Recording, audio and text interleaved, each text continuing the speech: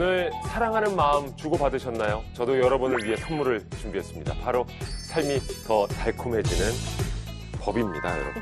제 마음 받아주실 거죠? 안녕하세요. 우리들의 법 김유준입니다. 추운 겨울 불어 마시는 따뜻한 핫초코 한 잔이면 추위와 피로 싹 날아가잖아요. 따뜻한 핫초코 같은 그런 법들 전달해드리겠습니다. 안녕하세요. 변호사 임수혜입니다. 고혈압, 당뇨 예방에 도움이 되는 다크 초콜릿처럼 약이 되는 정보만 엄선하겠습니다. 빅데이터 전문가 전민기입니다. 네, 초콜릿을 사랑의 묘약이라고 하죠. 저는 우법의 웃음 묘약이 되어 보겠습니다. 코미디언 김길입니다. 반갑습니다, 여러분. 예, 오늘이 밸런타인데이입니다. 다들 어떻게 초콜릿 좀 주고받으셨어요? 아직까지는 주고받지 못했지만 이 그래요? 녹화장을 나가는 순간부터 예. 엄청나게 많이 수많은 팬들이 네. 기리 씨에게 부럽네요. 아니, 저 남편분에게 좀 전달해 주셨어요? 그럼요. 제가 또 이제 초콜릿도 만들기도 하고 예전에 또 그런 맞아, 정성도 술에 초콜릿 있었지만 만들기도 하고 하지. 또 이 중탕해가지고 다 녹여가지고 또 진짜 해봤네. 진짜네. 또 이렇게 이야. 바르고 굳히고 하는 또 그런 작업들이 또 좀 있거든요. 네. 또 근데 예전 얘기네요. 요즘은 사서 하나 이렇게 살짝 전달하는 정도? 네. 저는 와이프랑 안 주고 안 받는 게 좋겠더라고요. 깔끔하다, 왜냐? 정말. 저는 초콜릿 하나 받거든요. 예. 사탕만 주면 기분이 상하더라고요. 그죠? 예, 다른 걸 또 얹어서 줘야 되니까 그렇죠. 아예 그냥 안 주고 안 받는 게 참 깨끗한 집안이에요. 깔끔하죠. 자, 세상에 정말 다양한 고백이 있을 수 있는데요. 그 중에서도 세상을 바꾸는 용기 있는 고백이 있습니다. 바로 공익신고예요. 최근에 공익신고와 관련한 법이 국회를 통과했다고 하죠? 맞습니다. 이제 조직 내부에서 벌어지는 부패, 부정, 불법, 비리 이런 불합리한 일들은 여간에선 사실 밖에 있는 사람들이 알기 힘들기 때문에 공익신고에 기댈 수밖에 없는 그런 상황입니다. 근데 배신자라는 낙인이 찍힌다든지 신분상 그다음에 경제상 불이익을 받는 그런 경우가 많기 때문에 주저하는 경우가 많았는데요. 공익신고자를 더 적극적으로 보호하고 포상금을 대폭 강화하는 이 공익신고자 보호법 개정안이 지난 1월 9일에 통과가 됐습니다. 만약에 저희가 이제 이 우리들의 법 촬영 도중에 제가 이제 김일중 아나운서한테 부당한 대우를 받았다거나 네. 평상시처럼 저를 멸시하시거나 이제 경멸하시거나 이런 부당한 대우를 받았다. 그럼 제가 이거를 어디에 폭로를 했다. 이것도 공익신고가 될 수 있나요? 야, 끝나고 따라와.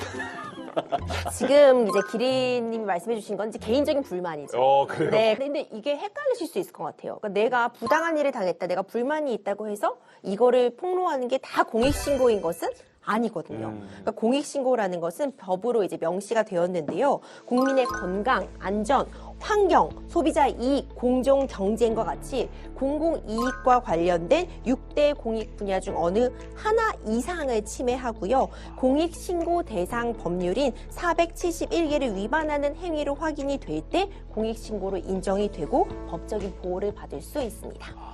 자, 그렇군요. 근데 이번에 또 개정이 됐습니다. 공익신고자 보호법 핵심 내용이 뭡니까? 일단 주가 조작 행위나요, 각종 비리, 불공정 거래에 대한 신고자, 그러니까 공익신고자에게 주는 포상금을 대폭 강화했습니다.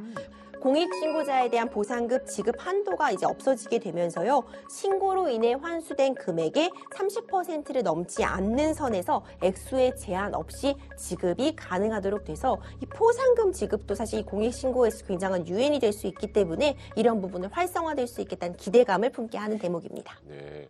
공익신고자가 받는 포상금이 이게 어느 정도로 좀 조사가 돼 있습니까? 실제로 이제 그동안 지급된 포상금을 보니까 2021년도에 지급된 포상금의 최대 금액이 한 1,000만 원 남짓이었고요.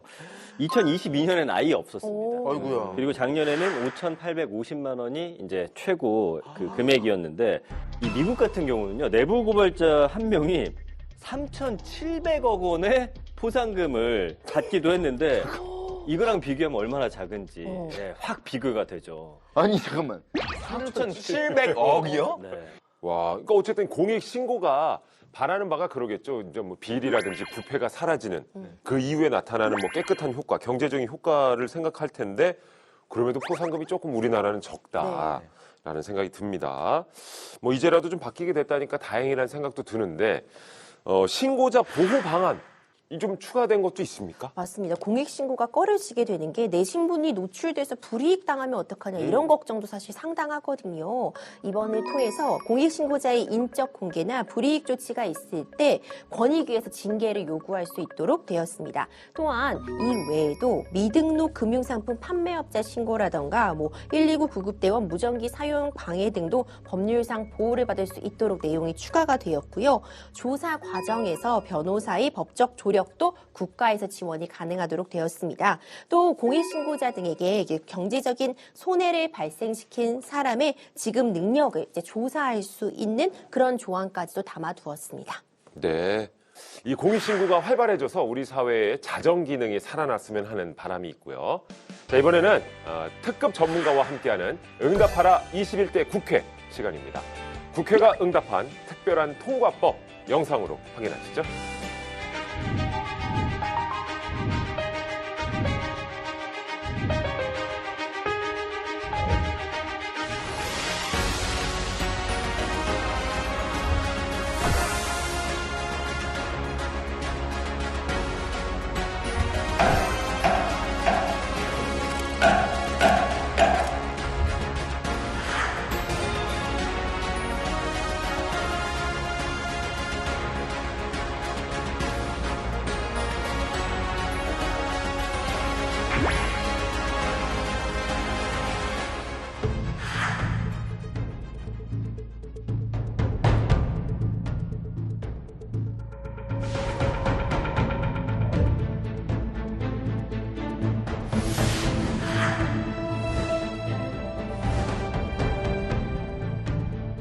돈을 맡겨놓은 거로 수십억 원의 투자금을 모은 뒤에 문을 닫아버린 한 암호화폐 거래소. 가상자산 이용자 보호 등에 관한 법률안 대안은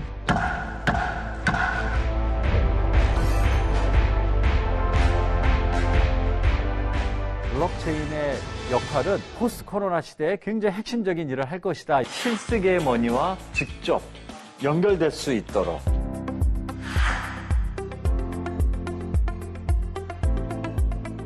작전주 같은 것들처럼 막 코인을 사가지고 값을 막 끌어올리면 이제 개미도 이거 오르는 종목이네 그래서 막 샀는데 어느 순간 탁 털어버리고 빠지는 가상자산은 진짜 자산이다. 미래를 생각하는 그 젊은 세대들은 이것들의 실체를 좀 더 파악하고 이것들에 대비하는 것이 사실은 본인의 미래의 부를 만드는 어떤 기반이 되지 않을까.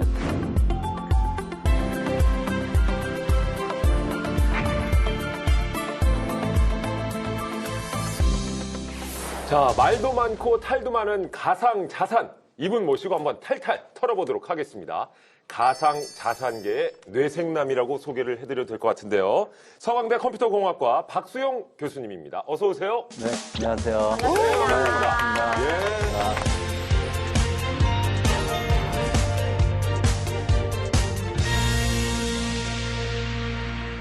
가상자산계의 뇌생남. 이 표현 마음에 드십니까? 좀 부담되죠. 부담스러우세요? 그러나 하여튼 좋습니다. 아니, 뭐, 가상자산계의 또또리 스머프, 뭐 이런 느낌. 스머프 닮았나요, 제가?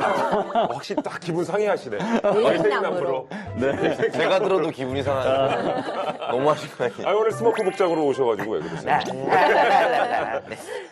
교수님, 이 가상자산이 정확하게 뭔지 어떤 분들은 뭐 코인이라고도 하고 맞아요. 어떤 분들은 뭐 가상화폐라고도 하는데 이 자리에서 한번 정확한 분께 배워보고 싶습니다. 그러니까 뭐 정의적으로 얘기하면은 가상자산이라는 것은 어떤 경제적 가치를 가지고 있는 것으로 전자적으로 거래 또는 이전될 수 있는 증표. 이제 이거 갖다가 이제 가상자산이다 그러는데요. 이제 뭐 예전에는 뭐 가상화폐라는 말을 가장 많이 썼고요. 그리고 또 암호화폐란 말도 쓰고 뭐 여러 말들이 혼용되다가 이제 최근에는 가상자산이란 말로 다 이제 일치해서 이렇게 부르고 있습니다. 이제는 가상자산으로만 네. 불리는 걸로. 네. 자, 어떻습니까? 우리 중에 혹시 가상자산에 투자하거나 해보신 적 있으신 분? 저는 사실 올해부로 예. 끊었습니다. 다 작년까지는 하다가 좀 끊었어요. 다 정리를 하고 저 같은 경우는 실제로 그 상장 폐지도 맛본 적도 있고. 어이구야. 네. 근데 저는 또 직업적으로 보면은요, 사실 이런 가상자산 투자 때문에 이혼하시는 경우도 사실 많이 봤거든요. 이 가상자산이라는 게 범죄 자금으로 활용이 되는 경우도 맛보다 보니까 사실 좀 무섭다는 생각이 드는 것도 사실이더라고요. 진짜 그렇게 또 연결이 되는군요. 그런데 권명기 또- 팀장은 또 빅데이터 또 그래도 관심 저도 있으시니까. 그런데 이제 그거랑 투자는 상관이 없더라고요. 상관이 없어요? 작년에 이제 슬픈 이별 한번 했거든요. 반토막 이상으로 잃고서 그러니까 이게 다들 수익을 맛봤다는 분은 또 주변에 딱히 없어요. 교수님께 한번 여쭤보죠. 우리나라 가상자산 이용자가 진짜 어느 정도 됩니까? 예, 저도 예전에는 그냥 일부 디지털 매니아라든지 일부 젊은 층만 하는 줄 알았더니 예. 저도 통계 자료를 보니까 엄청나더라고요. 가상자산의 시가총액이 한 28조 4천억 원? 그 정도 된다 그러고요. 2022년 말보다는 한 9조 원이 늘었고 네. 또 매일 600만 명 이상의 사람들이 한 3조 원 가까이의 가상자산을 이제 거래한 걸로 나타났는데요. 예. 저도 기억나는 것이 2017년, 2021년 이때가 굉장히 이제 가상자산 쪽에 아주 핫한 그런 해였었는데 한때는 일반 그냥 증권 거래 액수보다 가상자산 거래 액수가 더 많았던 적도 있었고 그래서 기존의 금융권에서 깜짝 놀라고 그런 적도 있었죠. 야, 매일 600만 명이 3조 원 이상의 가상자산을 거래하고 있다. 근데 그 중에서도 MZ세대가 가상자산 이거 가장 많이 투자한다는 얘기가 좀 있는데 데이터에서는 어떻게 나타나고 있어요? 가상자산을 가장 많이 이용한 거는 이제 30대가 가장 높았고요. 30대. 40대가 한 29% 정도, 그리고 20대가 19%니까 20, 40대가 거의 가장 많이 투자를 하고 있다고 보시면 될 것 같고, 그 다음에 이제 얼마나 투자를 하고 있는지 궁금하실 텐데, 전체 이용자의 67%가 50만 원 미만이니까 소액으로 하고 계셨고요. 1,000만 원 이상 갖고 있는 분이 한 8%. 그리고 1억 원의 고액 보유자가 4만 4천 명 정도니까 한 0.7% 정도 된다고 합니다. 그렇군요. 또 이제 교수님도 가상자산을 좀 가지고 계시죠? 아이고, 지금도 책을 돌려놓고 오신 거예요? 근데 한 2015년 그 무렵이었었는데 네. 오, 사실은 그때는 네네. 한 20만 원 했었어요. 비트코인이. 와. 저 교수님. 그래서 저도 연구를 위해서 저는 그냥 좀 비트코인을 꽤 샀었죠. 네. 그럼 혹시 수익이 좀 아니, 곤란하시면 여기 종이에다가 좀 적어주셔도 되는데. 네. 근데 하여튼 진짜 수익은 프라이버시에 그러니까. 근데 지금 상상만으로도 지금 웃고 계시는 게 아니에요. 지금 웃으시는 건지 약간 좀 그 포즈를 두신 게 좀 모르겠습니다. 예. 교수님 그러면 그 비트코인이나 이런 가상화폐를 진짜 화폐처럼 어떤 물건을 구입하거나 하는데 사용해 보신 적도 있나요? 그래서 저는 그런 일화를 많이 얘기하는데 저희 연구실 학생들하고 신촌에 카레집이 있었어요. 네. 근데 거기가 비트코인을 받았었어요. 그래서 제가 학생들 데려가서 카레 사 먹고 비트코인 띡 지불하고. 그래서 제가 궁금해서 물어봤어요. 아니 어떻게 비트코인을 받게 됐냐 그랬더니 그 카레집 주인이 그 당시에도 가끔 이제 거기는 이제 해외 학생들이 많이 오잖아요. 네네. 그러면 비트코인을 받냐고 자꾸 물어보더래요. 그래서 처음엔 그게 뭔가 그래서 이제 있다가 자기도 보니까 이런 것이 있고 이런 걸로 쉽게 그 외국 학생들이 지불 결제할 수 있구나를 알아서 자기도 이제 그걸 설치해 놓은 거죠. 또 그 당시에 그 실리콘밸리라든지 런던이나 이런 데 가면은 호텔, 커피숍 이런 데서 비트코인 굉장히 많이 받았었어요. 그래요? 그냥 비트코인 가지고 그냥 띡 지불하고 너무나 편리한 화폐였었어요. 예. 그러나 이제 지금 생각해 보면 쓰지를 말았어요. 그러니까 이게 참 항상 그런 아쉬움이 좀 남습니다. 아니 근데 교수님, 제가 말이 나와서 그런데 이 가상자산은 허구다. 곧 휴지 조각이 된다. 저도 사실은 그런 경험이 있고. 근데 이런 일들이 비일비재한가요? 많이 있죠. 사실은 제가 보면은 그 코인 시장에 나온 그 코인들 중에 굉장히 많은 코인들이 위험한 그런 것들이 많이 보여요. 근데 이것은 우리가 증권이라든지 주식시장이나 그다음에 우리 부동산도 그렇잖아요. 어떤 데는 호재가 있고 어떤 데는 네. 땅 샀는데 오르죠. 떨어지는 경우도 있고. 그런 것도 있고 투자 상품 다 그렇잖아요. 그런데 제가 이제 보건데 아무래도 이 가상자산에 대한 이해도 또 이런 기술이 너무 조금은 어렵기도 하고 생소하다 보니까 어떤 이해를 기반으로 해서 투자하는 것이 아니라 어떤 누구의 말, 분위기, 뭐 이런 것들을 보고 하다 보니까 더 이렇게 손해도 많이 보기도 하고 그러는 것이 아닌가 생각이 듭니다. 저의 머릿속에도 강렬하게 뇌리에 박혀 있는 것이 테라루나 사태. 그렇죠. 예, 그때도 뭐 정말 충격이지 않았습니까? 네. 정말.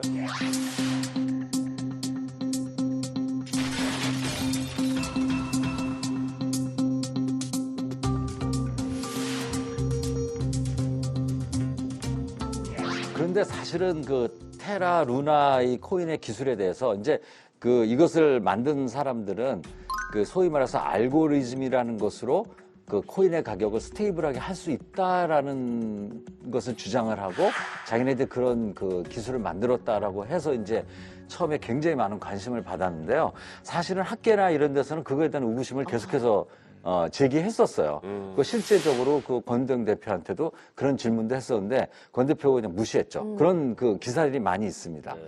그러나 갑작스럽게 이제 그 스테이블 코인의 알고리즘이 무너지면서 취지 조각이 된 것이죠. 그래서 그런 측면에서는 이 부동산 같은 것도 뭐 평가원이 있고 자산에 대한 평가하는 그런 공신력 있는 기관들이 있잖아요. 좀 이쪽 분야에도 그런 그 공신력 있는 뭐 평가기관, 전문가 집단들이 좀 이런 것들을 좀 평가하고 또 보고서도 내고 뭐 이래야지 되지 않나 이런 생각도 합니다. 그러니까 이 테라루나 사태 이후에 가상자산 이용자를 보호해야 한다는 목소리도 굉장히 많이 나왔었거든요. 국회에서도 이런 요구에 맞춰서 법을 내놨습니다. 자, 전 팀장 오늘의 주제 확인해 주시죠. 네, 응답하라 21대 국회 오늘의 주제는 이겁니다. 그대여 아무 걱정하지 말아요. 네, 가상자산 이용자 보호법입니다. 아, 제정법이고요. 최초로 가상자산 관련법이 이제 만들어진 것인데요. 자, 이번에 제정된 가상자산 이용자 보호법 핵심 내용이 뭔지 좀 짚어주시죠. 네, 이번에 제정된 법에서는요, 이 가상자산이라는 것의 정의와 범위를 좀 명확하게 했습니다. 그리고 이용자의 이 자산을 보호할 수 있는 법적 장치도 마련이 되었거든요. 또한 가상자산 시장의 불공정 거래를 규제할 수 있는 방안과 함께요, 가상자산 시장과 사업자에 대해서 금융당국이 좀 적극적으로 감독할 수 있는 그런 권한도 포함이 되었습니다. 네. 근데 궁금한 게 그거예요. 가상자산의 법적 정의. 그러니까 가상자산을 어디까지다 뭐 이렇게 명시한 것이 좀 있습니까? 법으로 정한 가상자산이라고 하는 것은요, 경제적인 가치를 지닌 것으로서 전자적으로 거래 또는 이전될 수 있는 전자적 증표 이렇게 정의를 해두었습니다. 그런데 교환 가치가 없거나 사용처나 이런 부분이 제한된 디지털 화폐는 이 가상자산에서 제외를 했습니다. 대표적으로 좀 얘기를 들 수 있을 것이 게임머니라던가요. 아니면 전자채권, 모바일 상품권, 뭐 예금 토큰 등을 예로 들을 수 있을 것 같고요. 한국은행에서 관리하고 있는 CBDC와 NFT도 가상자산에 포함되지 않았습니다. 근데 CBDC 그리고 NFT는 저희가 굉장히 좀 익숙하게 들었던 이게 빠져 있습니다. 그 이유가 있을까요? 아, 그렇죠. 근데 이제 CBDC는 이제 중앙은행이 발행하는 법정 화폐잖아요. 법정 이제 화폐. 그러다 보니까 이것이 뭐 이용자 보호법의 어떤 그 보호를 받아야 될 이슈는 이제 없다라고 아마 이제 판단하신 것 같고요. 그다음에 이제 NFT는 약간의 이제 이슈가 있긴 한데 이제 NFT는 기본적으로 화폐라기보다는 디지털의 소유 증명서다 이렇게 볼 수 있습니다. 그래서 뭐 예술품이라든지 여러 가지 수집품의 소유권을 인정해주는 어떤 증표거든요. 네. 우리가 이제 가상자산 이런 것들은 그 비트코인은 뭐 예를 들어서 1비트코인을 내가 뭐 0.5 비트코인 두 개가 있으면 서로 바꾸거나 이런 것 대체가 해도 아무런 그 차이가 없는데 이런 그 NFT는 내가 어떤 A라는 NFT를 가지고 있는 것이 B라는 NFT로 뭐 대체되거나 이럴 수가 없는 것이거든요. 그런 측면에서 아마 이번 법안에서는 그 빠지지 않았나 싶은데 사실은 NFT도 궁극적으로는 뭔가 어떤 이용자 보호에 대한 어떤 법안이 추후에는 또 있어야 되지 않나 이런 생각도 합니다. 투자 엄청 많이 했거든요, NFT. 그렇죠. 네. 사람들이 또 NFT 투자 많이 하고 또 NFT 때문에도 또 많이 가격도 등락도 하고 이런 측면에서는 아마 이제 또 추후에 좀 보완하는 그런 또 그 법 제정이 있어야 되지 않나 이런 생각이 듭니다. 알겠습니다. 자, 지금 가상자산 이용자 보호법이 이제 올해 7월부터 시행이 되는데요. 자, 어떤 방안들이 마련됐는지 구체적으로 확인해 보도록 하겠습니다. 핵심 내용 첫 번째 전 팀장님께서 짚어주시죠. 네, 가상자산 이용자 보호법 그 첫 번째 키워드 투자자의 안전 끌어올려입니다. 저는 저렇게 참 건조하게 생겨서 이런 거 이렇게 살리는 거 보면 참 전 팀장도 신기해요. 굉장히 힘들어할 것 같은 성향인데 어. 아까도 노래를 걱정하지 말아요. 제 눈을 보면서 도와달라는 표정으로. 예. 열심히 합니다. 아, 그러니까요. 평상시에는 너무 무표정하게 이렇게 있다가, 예, 그대여, 끌어올려! 이런 거를 참 신기한 사람이야. 감사합니다. 예. 맞습니다. 자, 투자자의 안전을 끌어올려라. 그러니까 이거야말로 이용자 보호에 관한 이제 내용일 것 같은데, 거래소 잘못으로 한순간에 뭐 전재산 날리거나 이러면 진짜 억울할 것 같거든요. 저 같은 경우는 사실은 주식을 주식 계좌를 열게 해준 그 친구가 네. 제 가장 친한 친구예요. 어. 내가 너 이제 인생을 바꿔줄게. 네. 저를 여의도에 끌고 갔어요. 진짜요? 네.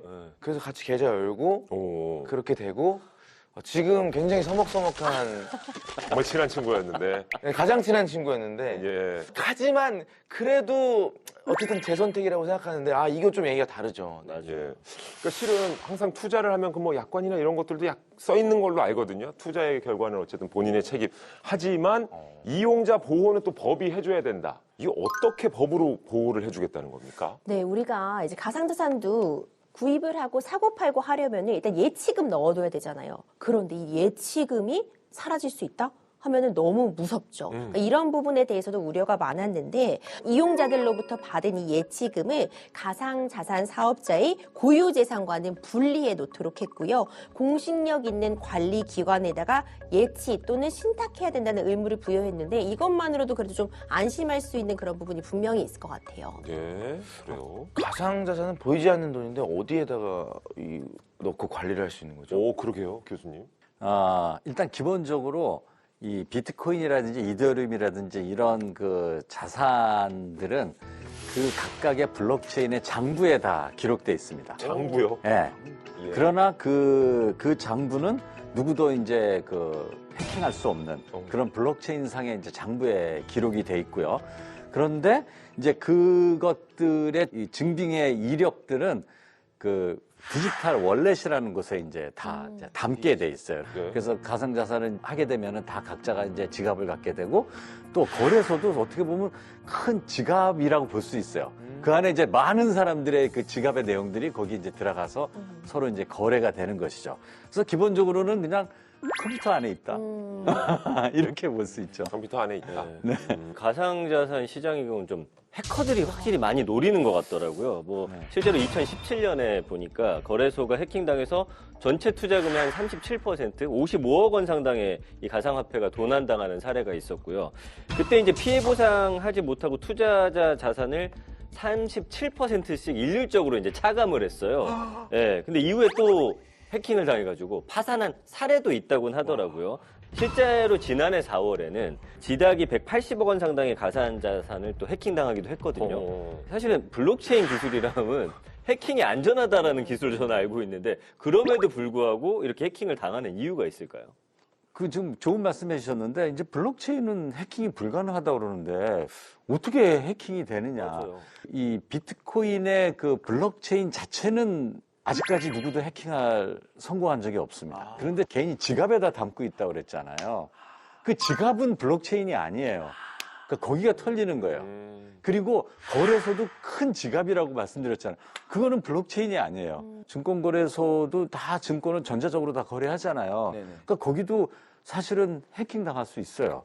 그런데 지금은 이제 좀 업비트라든지 빗썸이라는 좀 약간 큰 기업들은 생겼지만은 아직까지 가상자산 거래소들은 사실은 영세예요. 아직은 좀 작은 기업이고 이러다 보니까 그만한 어떤 보안의 투자를 충분히 하지 못하고 있는 것도 이제 사실입니다. 야, 그럼에도 불구하고 이용자 스스로가 좀 본인의 투자금을 보호할 수 있는 방안은 없을까요, 그러면? 네, 사실은 이제 블록체인 기술을 탈중앙화 기술이라고 많이 얘기합니다. 그러니까 예를 들어서 우리의 내가 KT의 어떤 가입자다 그러면 나의 어떤 그 비밀번호라든지 나의 어떤 이용 내역 이런 것들은 다 KT가 다 자기 시스템에서 다 이렇게 보호해 주잖아요. 네네. 그리고 제가 만약에 비밀번호 잊어버렸더라도 KT 가서 다시 주민등록증 부분 이렇게 그건 중앙화된 시스템이에요. 네. 중앙에서 다 관리해 주는 거예요. 예. 그러나 이 블록체인은 탈중앙화예요. 누가 중간에서 책임져 주는 게 아니에요. 그러다 보니까 개인이 좀 더 그 보안에 대한 의식, 지금 월렛도 그래서 그런 어떤 좀 그 차단할 수 있는 그런 뭐 콜드 월렛이라든지 이런 것들이 좀 있어요. 콜드 월렛. 예. 예. 그러니까 이게 지금은 다 인터넷에 그냥 접속이 돼 있으니까 이 라인을 뚫고 들어와서 이제 이것을 탈취해 갈 수가 있는데 아예 USB에 딱 빼놓으면은 이게 들어올 수가 없잖아요. 이제 예, 그런 어떤 지갑도 있습니다. 그러니까 그런 것들을 사용하면 조금 더 안전하게 마치 우리가 돈을 금고에다가 딱 보관하듯이. 아, 그렇군요. 자, 이용자 보호법에 만약에 해킹 피해가 발생을 했을 때 지원받을 수 있는 방법도 들어가 있습니까? 네, 그렇습니다. 가상자산 사업자는요, 해킹, 전산장애, 이런 사고가 발생했을 때를 미리미리 대비해서 금융위의 고시 기준에 따라서 보험이나 공제에 가입하거나 준비금을 적립하는 등 이런 조치를 미리 해두어야 된다는 내용이 포함되어 있습니다. 그렇군요. 가상자산 보험은 더 생소해요. 국내 이런 상품이 좀 마련이 돼 있습니까? 안타깝게도 아직은 국내에는 준비가 안 돼 있는 것 같아요. 어. 근데 이제 해외에는 뭐 미국의 그 손보사인 뭐 그레이트 아메리칸 인슈런스라든지 또 영국의 그 로이스 같은 데서는 가상자산에 관련된 보험 상품이 있다고 그래요. 앞으로 이제 이런 것들이 자꾸 만들어져야지 조금 더 이제 소비자들의 어떤 손실이나 어떤 해킹의 어떤 손실들을 좀 그 보호받을 수 있는 그런 장치가 되지 않을까 생각합니다. 네. 이제 7월에 법 시행 앞두고서 그 가상자산 거래소도 좀 분주하다고 들었거든요, 교수님. 그 사업자 측에서 자체적으로 좀 이런 보호 방안들도 내놓고 있죠. 네, 이제 아무래도 이제 법이 제정되다 보니까 뭐 빌썸도 그 투자 피해자 보상에 대한 방안이라든지 이런 것들을 뭐 만든다는 소식들이 있고요. 또 업비트 같은 데서도 지금 기존의 금융권에서 사용하고 있는 그런 그 이상거래 탐지 기술 뭐 이런 것들을 저기 이쪽에서 도입해서 그런 어떤 그 해킹의 징후라든지 이런 걸 사전에 차단하고 하는 그런 준비를 하고 있다는 이야기들이 들립니다. 알겠습니다. 자, 계속해서 다음 내용 확인해 보겠습니다. 네, 가상자산 이용자 보호법. 자, 두 번째 키워드는 불공정과 헤어질 결심입니다. 아, 불공정. 그러니까 이게 주식시장에서도 작전주라는 말이 나오는데 가상자산 시장에도 불공정, 이 작전주가 많다는 얘기가 있습니다. 주로 어떤 방법이 작전주 이 방법이 쓰이고 있어요? 이제 보니까 이게 뭐 주식시장하고 거의 똑같은 것 같아요. 그러니까 이제 첫 번째가 그런 뭐 미공개 뭐 정보를 이용하는 것들.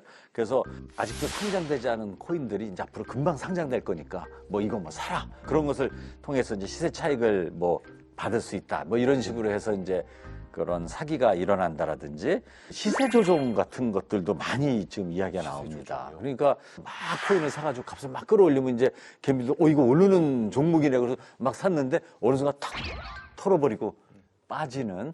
근데 이게 또 가상자산은 그 규모 자체가 작으니까 증권시장보다 훨씬 더 적은 돈으로 할 수 있는 거예요. 맞아요. 그래서 더 취약한 거죠. 자, 그로 인한 피해도 좀 엄청날 것 같습니다. 혹시 조사된 게 있습니까? 네, 검찰이 이제 발표한 데이터를 보니까요. 가상자산 관련 범죄 피해 규모가 최근 5년간 합계가 5조 3천억 원에 달하더라고요.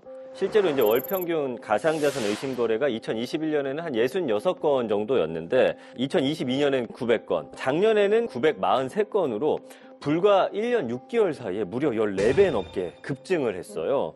그래서 최근에는 이제 부실 가상자산도 또 난립하다 보니까 뭐 해외 페이퍼 컴퍼니를 통해서 우회 상장을 한다든지 불법 환치기, 코인 다단계, 각종 신종 범죄가 지금 출현을 하고 있는 그런 상황입니다. 야, 그야말로 무법지대다.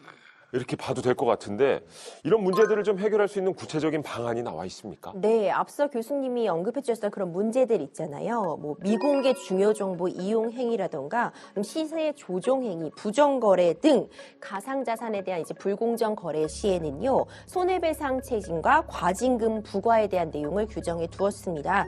또 이용자의 가상 자산에 대한 어떤 임의적인 입출금을 차단하고 가상 자산 사업자로 하여금 가상 자산 시장 의 이상 거래를 상시, 감시하고 감독하여 적절한 조치를 취하고 이상 징후가 포착이 되면 금융 당국에 이를 통보하도록 했습니다.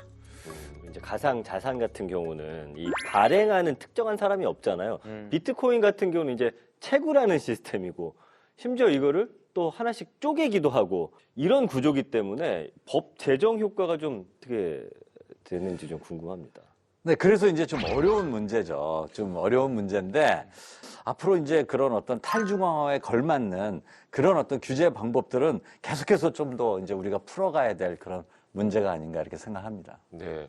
그리고 또 한 가지 좀 이해하기가 어려운 부분이 가상자산 시장의 경우에 입출금이 통보 없이 차단되는 경우가 꽤 있다고 하더라고요.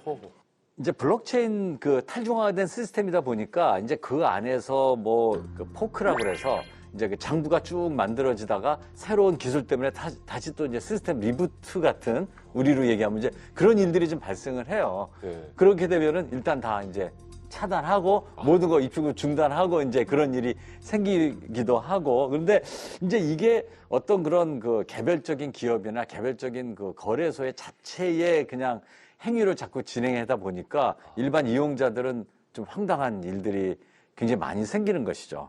이제 이런 것들도 이제는 법안에서는 다 이제 금지하고 있고 이러다 보니까 앞으로 이제 좀 더 그런 그 황당한 일들은 좀 줄어들지 않을까 이렇게 생각을 합니다.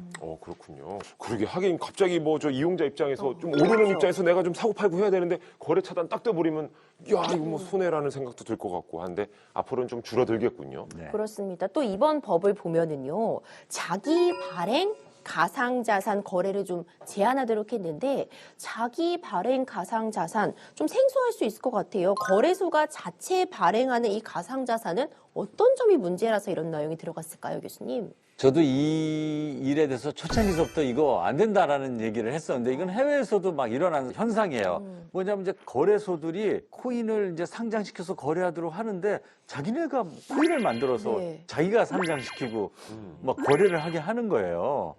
근데 사실은 그렇게 하다 보니까 도덕적 해이도 많아지고 그래서 가장 유명한 사건이 바로 FTX라는 거래소에서 자기가 발행해서 그걸 수익으로 막 그 거래소를 움직이다가 이게 가격이 막 하락하고 이러다 보니까 거래소가 파산하게 되는 그래서 엄청난 피해를 만들어냈거든요. 그래서 이런 것들이 이제 앞으로는 금지돼야 되는 것이 마땅한 그런 일이다 이렇게 생각합니다. 네. 자, 우리 교수님은 어쨌든 블록체인을 연구하고 계시잖아요. 그러다 보니까 이제 가상자산 시장이 조금 더 안정화가 되면 이 블록체인 기술의 활성화도 좀 함께 기대해 볼 수 있지 않을까요? 네, 맞습니다. 사실은 또 이 그런 블록체인 쪽에 스타트업 기업들이 굉장히 많이 있어요. 근데 이 기업들이 제대로 된 투자를 사실 지금 못 받고 있어요. 지금은 기존의 금융권에서도 뭐 블록체인이라든지 이 뭐 가상자산 관련된 쪽에 대한 그런 그 투자를 갖다 굉장히 주저하고 있고, 그래서 그런 측면에서 이제 이 시장이 좀 안정화되면은 그런 초기의 자본들도 좀 들어올 수 있고 그 자본을 기반으로 좀 더 좋은 서비스가 만들어지고 이런 어떤 좀 기대를 해봅니다. 네. 네. 그렇군요. 교수님 여러 가지 이 법이 시행이 돼서 안착이 되면은 저희 같이 이제 좀 상처받은 이 영혼들도 다시 한번 이 가상자산 시장에 좀 뛰어들어봐도 될까요? 네, 그런데 뭐 뛰어드시는 건 좋은데 좀 공부를 좀 하시는 게 좋습니다. 그러니까 이번엔 공부를 좀 하셔가지고 네. 추천했던 친구 있잖아요. 네네. 그 친구한테 또 가상자산을 또 추천해줘요, 역으로. 예. 제가 영환이에게 그렇게 보고하도록 하겠습니다. 그럼요. 예. 교수님 나오셨으니까 꼭 물어보고 싶습니다. 가상자산은 뭐뭐뭐다 이렇게 딱 좀 정리 부탁드릴게요. 이거 약간 좀 뭐 우문현답 비슷한 얘기일 수도 있는데 저는 그냥 가상자산은 진짜 자산이다. 이렇게 말씀드리고 싶어요. 이게 단어 자체가 굉장히 가상이라고 그러니까 일반인들의 선입견이 이건 허구 아니냐. 예, 뭐 뜬구름 잡는 거 같기도 뜬구름 하고. 잡는 거 아니냐. 그러나 네. 저는 이것은 정말 미래 시대에, 미래 디지털 시대에 굉장히 중요한 또 한 자산의 분야라고 생각합니다. 그런 측면에서 우리가 미래를 생각하는 그 젊은 세대들은 이것들을 좀 공부하고 이것들의 실체를 좀 더 파악하고 이것들에 대비하는 것이 사실은 본인의 미래의 부를 만드는 어떤 기반이 되지 않을까 이런 생각을 합니다. 그렇군요. 하나의 또 기술력 확보도 굉장히 중요한 문제일 것 같은데 오늘 가상자산과 관련해서 박수영 교수님과 얘기를 좀 나눠봤습니다. 전민기 팀장 어떠셨어요? 오늘 시간? 역시 전문가 이야기를 들어야 됩니다. 예. 그래요. 사실은 블록체인에 대한 좀 오해도 있었던 것 같고 가상자산에 사실 맹점들이 많은데 오늘 이 시간 통해서 공부를 하면 또 제대로 된 투자할 수 있겠구나 이런 걸 좀 느꼈습니다. 제대로 공부 안 하고 모르면서 남의 말만 믿고 투자하다가는 정말 큰일에 당할 수도 있기 때문에 오늘 교수님도 저한테 많은 정보 주셨으니까 앞으로 모두들 제대로 공부하고 나를 믿고 투자하는 그런 사람이 돼야겠다 생각해봤습니다. 아니 근데 이렇게 만난 것도 인연인데 예. 공부 많이 하셨잖아요. 네. 좋은 코인 하나만 좀 소개해 주시면. 아니 저는 그거 하기 전에 좀 공부방을 하나 만들까요? 공부방 그래요? 그 리딩방 아니에요? 저는 사실은 솔직하게 말씀드리면 처음에는 친구를 믿고서 한 거죠. 그리고서는 이 돈을 어쨌든 복구하고 싶으니까는 진짜 이 투자 쪽에 제가 아는 분 중에 정말 성공하신 분 네. 그분의 말을 믿었어요. 예. 거기서 한 번 더 이제 됐죠. 그 다음에 제가 간 게 뭐냐면 내가 믿을 만한 기업. 네. 아 제가 그래서 세 개가 다 틀리면서 제가 사실 상처를 너무 받아서 아 그래 가상자산 이거는 좀 나랑은 먼 얘기야 이렇게 거리를 뒀었는데 오늘 가상자산이 진짜 자산이라는 얘기를 그래서 또 혹했어요? 예. 공부는 근데 확실히 하셔야 돼. 해야겠구나. 이제는 남 얘기만 듣고 투자하시면 안 됩니다. 네 부딪혀야겠구나 이 예. 생각이 들었습니다. 네. 투자는 오롯이 본인의 몫이지만 물론 이제 국회에서도 이번에 재정법으로 이용자 보호법을 만들었습니다. 7월에 이제 시행이 된다고 하고요.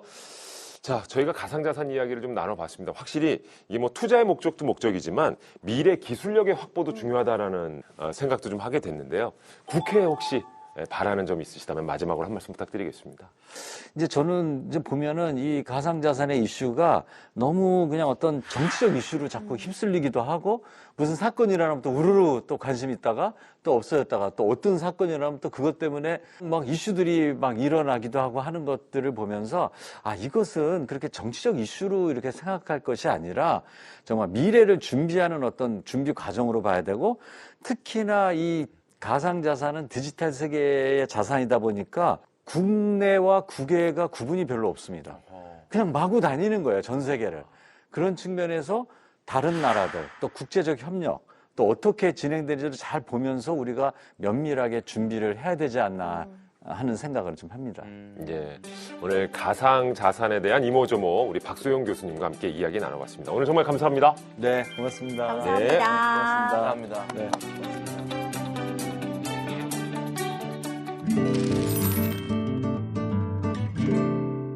법을 몰랐다고요? 아니면 법을 잘못 알고 계셨다고요? 제대로 법 읽는 방법을 알려드리는 시간입니다. 법 읽어드립니다. 여기 계신 분들은 문화생활, 뭐 콘서트나 공연 이런 것들 좀 보시는 편이세요? 어떠세요? 저는 이제 뮤지컬 최근에 뮤지컬. 이제 몇 번 가서 봤는데 아 너무 재밌더라고요. 현장감이 확실히 다르죠. 좀 비싸긴 한데 예. 그래서 자주는 못 가는데 음. 이제 1년에 한 몇 번 정도는 진짜 큰 맘 먹고 보러 갑니다. 사실 지금 제가 가장 성공하고 싶은 공연은 사실 임영웅 씨 콘서트입니다. 아유. 네, 저희 부모님들 사실 아. 보내드리고 싶은데 얼마 전 이미 티켓 대전에서 정말 패배를 맛봤거든요. 이거 좀 어떻게 티켓팅을 할 수 있나 요즘 굉장히 잘 열심히 알아보고 있습니다. 기리 씨는 근데 우리 중에 그래도 직접 좀 그렇죠. 공연을 하거나 그렇죠. 제일 가까운 분이죠. 아, 여러분도 혹시 그 헤르츠 클란이라는 공연을 아시나요? 헤르츠 클란. 오늘도 공연하러 가신다고. 아, 예. 제가 오늘 사실 녹화를 기준으로 첫 공을 와, 하는 오, 날입니다. 그래요? 네. 데미안 원작 소설을 네. 각색한 헤르츠 클란. 오. 기대된다. 기대됩니다, 되시나요? 진짜. 너무 멋지네요. 아, 데미안 책 좋아하시는 분들은 꼭 한번 와주시기 바랍니다. 아, 멋지다. 야, 응원 한번 가겠습니다. 네. 알겠습니다. 아, 근데 진짜 저희가 앞서 얘기 나눴다시피 인기 있는 공연들이라든지 요즘에 막 뮤지컬, 뭐 콘서트 정말 표 구하기가 정말 힘들어요. 해서 안표가 나오는 경우도 있더라고요. 많아요. 예. 작년에 정말 화제가 됐던 공연이 7년 만에 우리나라 찾아온 브루노 마스. 와, 네네네네. 이때 진짜 티켓 경쟁이 정말 어마어마했습니다. 맞아요. 그래서 듣다 보니까 이제 안표 거래 사이트에 이제 안표가 나왔는데 8연석, 8자리가 쭉 야. 붙어 있는 좋은 자리예요. 네. 예. 근데 1억 8천만 원에 네. 네. 일이야. 뭐 스포츠 경기, 팬 사인회, 팬 미팅 등등에서도 안표가 나오고 있다고 하는데요. 자, 오늘 법 읽어드립니다 사연도 안표 때문에 벌어진 일이라고 합니다. 확인해 보시죠. 내 사랑쭈 무슨 일 있어요? 왜 이렇게 우울해요? 나 똑딱해. 내 최애가 콘서트 하는데 나 예매 실패했죠. 그랬죠요? 괜찮아요. 중고 사이트 가면 다 있죠. 봐봐 여기 있네. 이거 맞지? 근데 이거 안표잖아. 5배나 비싸게 받네. 이거 내 한 달치 용돈인데. 안 보면 어때? 자기를 위해서라면 무리 없어요. 기다려봐, 내가 연락해볼게. 역시 우리 자기 최고야. 예, 여보세요? 네, 콘서트 티켓 2장 사려고 하는데요. 네네, 입금하면 총알보다 빠르게 좌석번호 쏴드립니다. 아, 혹시 그 티켓에 문제 있는 건 아니죠? 그 뭐 요즘에 암표 사기가 많다던데. 이 사람이 날 뭘로 보고 그래요? 티켓 산다는 사람들 깔렸어. 안 팔아. 딴 데 가봐요. 아니, 저 사겠습니다. 야, 사요. 대신에 그 좋은 좌석으로 좀 주세요. 아유, 잘 생각하셨어요. 가수의 숨소리까지 들리는 최고의 좌석으로 보내드릴게요. 네, 제 여친이 바로 입금할 거니까 입금 확인되면 바로 예매 번호 쏴주세요. 뭐라고? 이거 내가 사는 거야? 당연하지. 자기가 콘서트 가고 싶다며. 자기 오늘 힘 좋네. 머리부터 발끝까지 다 굿즈야. 이런 건 다 어디서 사는 거야? 어때 예뻐? 나 오늘 머리부터 발끝까지 굿즈로 힘 좀 줬지. 내 최애가 날 멀리서도 바로 알아볼 수 있겠지? 자, 잠깐만요. 그 예매 번호 확인 좀 하겠습니다. 네, 잠시만요. 곧 보내준다고 했거든요. 조금만 기다려주세요. 자, 곧 공연 시작이에요. 이 좌석 예약자, 벌써 입장을 했는데? 지금 들어가셔야 할 텐데? 잠시만요. 저 방금 전까지 연락이 됐는데. 아니 이거 무슨 일이야? 빨리 다시 전화해봐.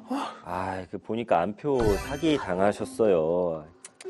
공연 시작합니다. 더 이상 입장 불가해요. 말도 안 돼. 기다려봐요. 여보세요. 진짜 왜 안 받아? 지금 거신 전화는 없는 번호입니다. 어떡해요. 이렇게. 속상해. 감기 아니 이거 걸렸어. 사주는 줄 알고 좋아했는데 이거 제가 내돈내산인데 지금 남친 때문에 사기까지 당한 상황이잖아요. 맞아요. 캐릭터를 되게 입체적으로 그려놓으시네 작가님들이. 그렇죠. 그냥 대충 이렇게 애교만 하는 게 아니라 예. 여자친구 그럼요. 등까지 쳐먹는. 하나의 근데 공연입니다. 그렇죠. 저희가 사건을 조금 각색을 했습니다만 실제로 중고거래 사이트에 티켓을 판다고는 해놓지만 돈만 받고 티켓을 안 주는 경우가 있다고요? 맞습니다. 이게 이제 20대 남성 A씨는 지난 2021년 2월부터 2022년 4월까지 중고 물품 거래 사이트하고 SNS 등에서 그 매진된 BTS 공연이나 뮤지컬 티켓을 이제 판다고 이제 글을 올린 다음에 돈만 받고 티켓을 건네지 않는 수법으로 무려 6억 7천만 원을 가로챘습니다. 와. 당시 피해자가 500명이 넘었고요. 이 중에 이제 BTS 서울 공연 티켓이라는 말에 속아가지고 티켓 값만 2천만 원을 빼앗긴 그런 피해자도 있었습니다. 한 사람이요? 네. 그러니까 온라인 거래로 2천만 원을 입금할 정도다. 그러면 피해자들을 어떻게 유인을 한 거예요? 진짜 치밀했대요. 그래서 이제 A씨가 피해자들한테 공연 티켓을 거의 이제 원가에 양도하겠다면서 구매 내역과 신분증 사진까지 이제 보여달라고 합니다. 대체로 유명인의 콘서트에 많은 그 프리미엄이 붙은 네. 안표 거래가 이루어지기 때문에 원가 거래, 이 구매자들이 구미가 당길 수밖에 없거든요. 원가 거래. 근데 사실 의심도 사는 거예요. 아니 이거를 원가에 그냥 주신다고요? 그런 경우 없기 때문에. 예. 그래서 A씨가 다수의 그 사기 계좌를 돌렸으면서 해당 계좌가 사기 정보 공유 사이트에 그 검색되지 않았기 때문에 이 피해자들은 그 사람을 믿고 이 고가의 티켓 값을 입금을 하게 됐다고 합니다. 아니 티켓 원가라고 분명히 말씀하셨거든요. 근데 어떻게 2천만 원까지 오를 수가 있는 거죠? 그러게요. 그 피해를 끼친 방법도 굉장히 악랄합니다. 일단 피해자가 제대로 입금을 해요. 그러면은 바로 전화가 옵니다. 입금자 명이 잘못됐다거나 아니면 전산 오류가 발생해가지고 내가 이 부분은 바로 환불해 줄 테니까 당장 다시 입금하라 하는 거예요. 이런 식으로 반복해서 계속 잘못됐다, 뭐 오류가 났다, 다시 입금해 주세요. 바로 환불해 드릴게요. 하다 보니까 피해 금액이 눈덩이처럼 불어나게 된 거고요. 그럼 당연히 또 피해자들도 의심을 할 거 아니에요. 그러면은 내가 다 다시 처리해 줄 수 있다. 바로 신분증을 보낸다거나 아니면 또 금융감독원에 방문해서 뭐 처리해 주겠다. 이렇게 감언이설로 속이는 거죠. 입금하고 또 하게 만들고 또 그렇죠. 하게 만들고 돌려주질 않고 그래서 쌓인 게 2천만 원까지 가는 거군요. 이 사람 이거 어떻게 됐습니까? 당연히 사기 혐의로 재판을 네. 받게 됐고요. 죄질이 악랄하잖아요. 그리고 네. 피해자들에게 끼친 피해가 상당하기 때문에 징역 6년 그리고 피해자들에게 이 피해를 끼친 금액을 배상하라는 판결이 내려졌습니다. 배상해야지. 지금 A 씨의 경우는 티켓을 준다고 하고서는 안 준 게 네. 이제 사기죄가 된 거잖아요. 그렇죠.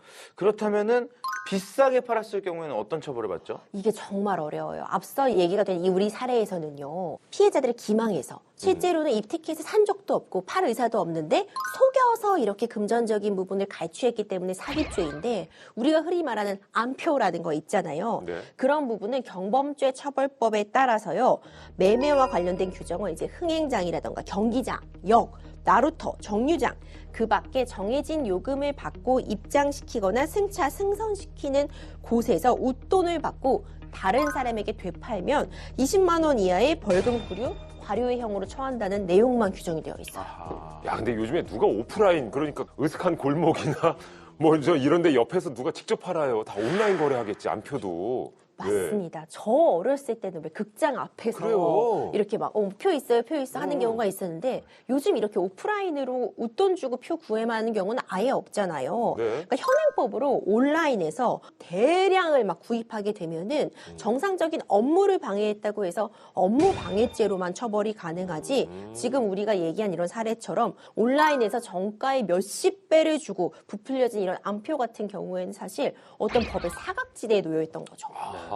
나는 구하지 못하는 티켓. 대체 이 암표상들은 어떻게 구하는 거죠? 그러게요. 그 구하기 어려운 네. 티켓을. 바로 많이 들어보셨을 그 매크로가 문제입니다. 이제 자주 사용하는 여러 개의 명령어를 묶어가지고 하나의 키 입력 동작으로 만든 것, 이 매크로 프로그램인데 통상적으로 예매 절차 같은 경우는 로그인을 먼저 하죠. 네. 그리고 뭐 자동 방지용 문자 입력, 좌석 선택, 그다음 결제 이런 순으로 되는데 이거를 클릭 한 번으로 이 컴퓨터 프로그래밍이 돼 있는 것으로 처리를 할 수 있다 보니까 매크로를 사용하는 사람들이 당연히 유리하죠. 그래서 어떤 경우는 진짜 창이 열리자마자 바로 그냥 매진되는 그런 사례들이 다 매크로 때문입니다. 이거야말로 불공정이네요. 이거 싹을 싹 잘라내야겠는데요. 맞아요. 사람이 매크로를 어떻게 이기겠어요. 이제 예. 이런 부분 걱정하지 않으셔도 될 것 같습니다. 공연법 개정안이 오는 3월 22일 시행을 앞두고 있는데요. 앞으로는 이렇게 매크로 프로그램 같은 거 사용해가지고 티켓을 취득해서 판매할 경우에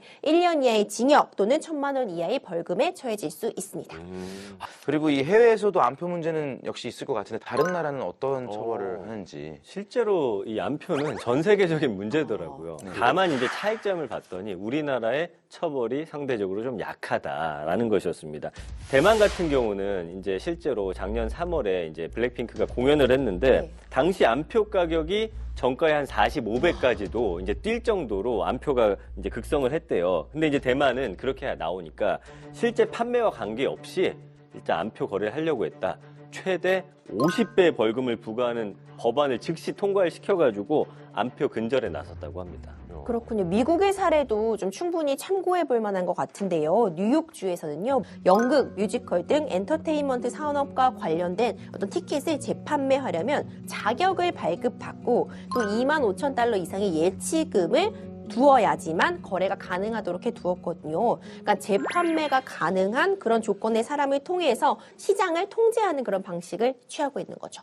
미국 얘기가 나와서 말인데 제 아는 지인이 진짜 미국 LA에 놀러 가가지고 직접 또 네. 직관을 하고 싶잖아, 야구장에서. 근데 현장에서 또 그 티켓을 파는 사람이 있었대요. 그래가지고 쓱 오더니 진짜 이렇게 그래서 야, LA 다저스 갔는데 야, 위조 티켓인 거야. 어떡해요. 똑같이 만들어온 위조. 당연히 바코드랑이 안 찍히지. 그렇죠. 근데 그것도 기념품이라도 꼭 갖고 왔더라고요. 그래서 그냥 보관하고 있어요. 성격 좋으시네요. 자, 김기리 씨가 오늘 내용을 좀 한마디로 정리해 주신다면요? 네. 오늘 내용은 이렇게 정리를 할 수 있을 것 같습니다. 암표는 공연 문화의 악이다. 사지도 말고 팔지도 말자. 네. 대한민국의 아름다운 공연 문화를 위해서 암표는 대한민국을 떠나가라. 아니, 그 코미디언 선배님의 그 유행어를 못 살려요. 떠나가라, 이거 아니에요? 김병재 떠나가라. 선배님. 자, 전 세계적으로 K-팝, K-컬처가 인기를 끝내실 거. 이따 끝나고 올라와. 정말 전 세계적으로 인기를 얻고 있는데요. 암표는 이러한 흐름에 찬물을 끼얹는 행위입니다. 모든 사람들이 공정하게 문화를 즐길 수 있는 환경이 만들어져야 될 것 같습니다. 자, 오늘 저희가 준비한 내용은 여기까지입니다. 다음 시간에도 여러분 삶에 도움이 되는 법으로 다시 찾아오겠습니다. 우리들의 법, 다음 시간에도 함께해요.